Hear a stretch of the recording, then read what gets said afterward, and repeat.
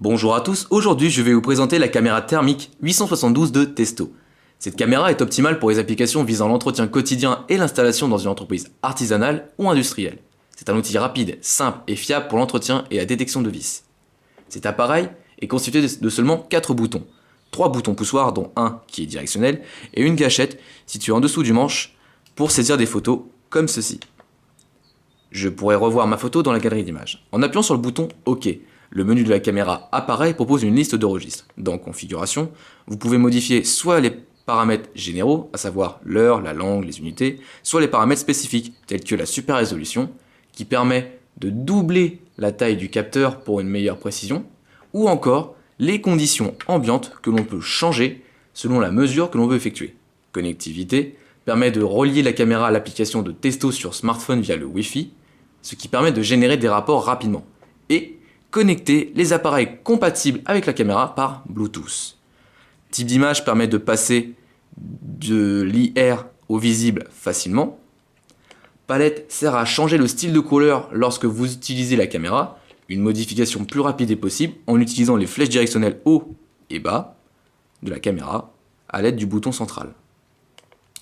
Le coefficient d'émissivité peut être modifié par défaut en fonction du type de matériau que vous utilisez ou peut être entièrement personnalisable.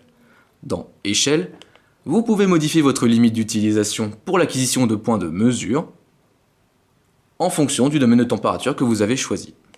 Enfin, lorsque vous allez dans Mesure, vous pouvez prendre des relevés pixelaires avec un simple point de mesure et ou avec les points chauds et froids qui s'afficheront directement sur le champ de vision de la caméra. Si vous voulez effectuer la même mesure mais sur une zone prédéfinie, allez dans Min et Max sur zone. Plage de mesure permet de passer d'un domaine de température à un autre. Température différentielle offre la possibilité d'analyser une variation de température entre le point que l'on vise avec la caméra et un curseur que l'on peut déplacer avec les boutons directionnels.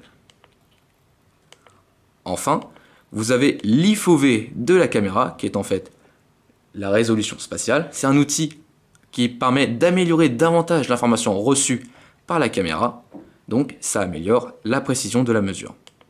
Enfin, dernier point, lorsque vous vous dirigez à droite avec le bouton analogique, on arrive à un registre qui permet de configurer une fonction souhaitée au bouton de droite pour créer un raccourci. Un critère très pratique et présent dans cette liste, c'est le marqueur laser, qui permet d'émettre un point lumineux rouge sur l'objet ou la surface que l'on vise.